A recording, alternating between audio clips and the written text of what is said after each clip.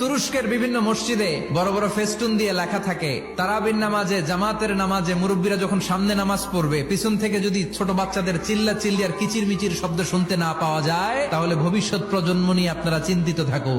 পিছনে যদি বাচ্চাদের হই হুল্লোড় না থাকে, তার মানে নেক্সট জেনারেশন এগুলো মুসল্লি হবে না, এগুলো হবে ডাকাত। এজন্য এরা বিভিন্ন প্রজেক্ট চালু করেছে। 40 দিন টানা ফজরের নামাজ যে ছোট বাচ্চারা মসজিদে এসে পড়বে, ওই প্রজেক্টের আওতা থেকে একটা করে সাইকেল দিয়ে দেওয়া হচ্ছে। কুয়েতে আর একটা প্রজেক্ট করছে, দ্বিতীয় বিবাহ প্রকল্প। কি কাজ এই প্রকল্পের? তারা ঘোষণা দিল, তো যারা যারা ফজরের নামাজে মসজিদে আসবে না, তাদেরকে মসজিদের টাকা দিয়ে দ্বিতীয় বিবাহের ব্যবস্থা করে দেওয়া হবে। এই ঘোষণা দেওয়ার পর থেকে ওই এলাকার কোন মহিলার তাহাজ্জুদ মিস হয় না।